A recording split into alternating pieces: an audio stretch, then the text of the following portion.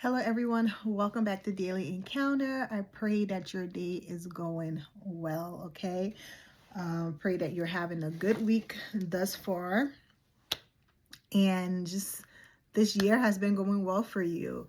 We're already in a new month. Can you believe it that we're already in a new month? How was your January?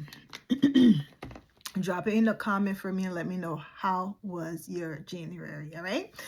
So, daily encounter, our spiritual gym where we're building up these muscles by creating new habits that's going to serve us. And one of our primary habit that we want is getting into the word of the Lord daily. We want it to become a lifestyle, all right? So which is why we're doing this. We've been going through the New Testament. We're in the book of Acts. Today we're going to read Acts chapter 15. And so I'm going to open us in prayer. I'm going to read. At the end, I will share what I got from it. And I ask you to do the same thing. Drop in the comments, whatever it is that the Lord just revealed to you today. All right. So let us pray. Most gracious Heavenly Father, dear Lord, we give you all of the praise and glory, Lord. We just thank you for blessing us with another day.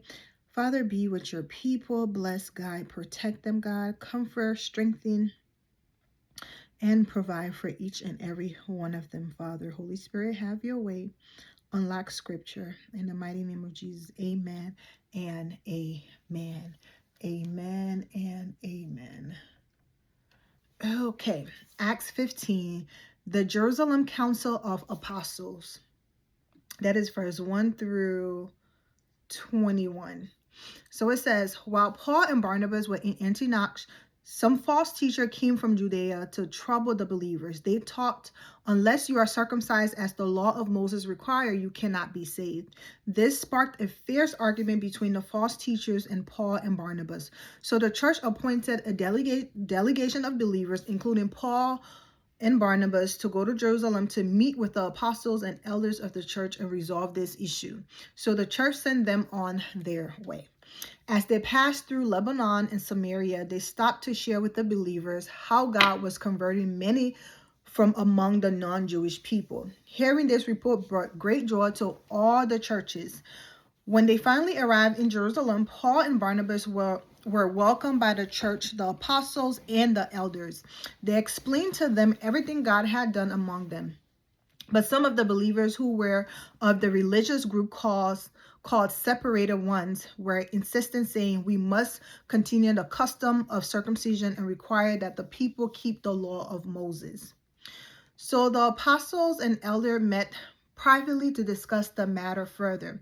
After a lengthy debate, Peter rose to his feet and said to them, brothers, you know how God has chosen me from the beginning to preach the wonderful news of the gospel to non-Jewish nation. God, who knows the heart of every person, confirmed this when he gave them the Holy Spirit, just like he has given the Spirit to us. So now, not one thing separates us as Jews and Gentiles. For when they believe, he makes their hearts pure. Amen. So why on earth would you now limit God's grace? By placing a yoke of religious duties on the shoulders of the believers that neither me nor our ancestors have been able to bear. Neither we nor our ancestor. Don't you believe that we are introduced to eternal life through the grace of our Lord Jesus, the same grace that he has brought these people new life? Everyone became silent and listened carefully as Paul and Barnabas shared with the council at length about the signs and wonders and miracle God has worked through them while ministering to the non-Jewish people. When they had finished, Jacob took the floor and said, ladies and gentlemen, listen. Peter has explained thoroughly that God has determined to win a people for himself from among the non-Jewish nations, and the prophet words are fulfilled. After these things, I will return to you and raise up the tabernacle of David that has fallen into ruins. I will restore and rebuild what David experienced so that all of humanity will be able to encounter the Lord, including the Gentiles who I have called to be my very own, says the Lord. For I have made known my works from eternity. So in my judgment, we should not add any unnecessary burden upon okay, I got that right. Sorry, I thought I read that wrong. Verse 19. So in my judgment, we should not add any unnecessary burden upon the non-Jewish converts who are turning to God. We will go to them as apostles and teach them to be set free from offering sacrifices to idols, sexual immoralities, and eating anything strangled or with any blood. For many generations, words of Moses have been proclaimed every Sabbath day in a synagogue.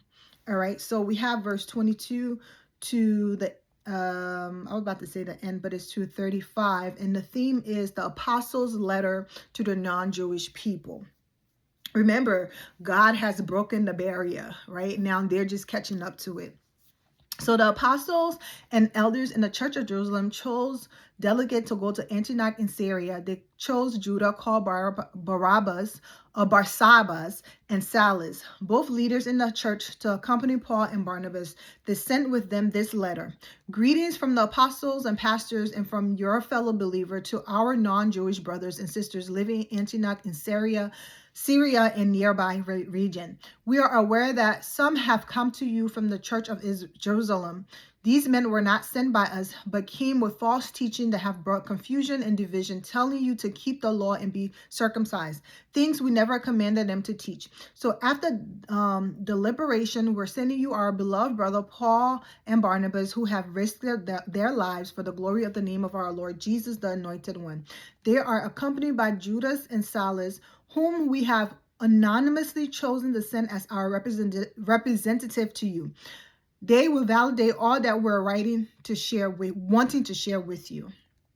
Verse 28, for it pleased the Holy Spirit and us that we not place any unnecessary burden on you except for the following restrictions. Stay away from anything sacrificed to a pagan idol, from eating what is strangled or with any blood, and from any form of sexual immorality. You will be beautiful believers if you keep your souls from these things, and you will be true and faithful to our Lord Jesus. May God bless you. Verse 30, they send the 4 men off for Antioch, and after gathering the original church together, they delivered the letter. When the people heard the letter read out loud, they were overjoyed and delighted by its encouraging message. Then Judas and Silas, who were both prophets, spoke to them affirming words that strengthened the believers. After the 4 men spent some time there, the church sent them off in peace to return to the apostle in Jerusalem. However, only Judas departed. Paul, Barnabas, and Silas stayed in Antioch, where they and many others preached and taught the wonderful message of the word of God. Amen. So verse 36 to the end 41 is Paul and Barnabas disagree. Verse 36, so after some days, Paul said to Barnabas, let's travel to the region where we have preached the word of God and see how the believers are getting along. Barnabas wished to take Mark, also known as John, along with them, but Paul disagreed. He didn't think it was proper to take the one who had deserted them in South Central Turkey, leaving them to do their ministry work without him. It became a heated argument between them, a disagreement so sharp that they parted from each other. Barnabas took Mark and Silas to Cyprus, and Paul chose Silas as his partner. After the believer prayed for them, asking for the Lord's favor on their ministry, they left for Syria and southern Turkey.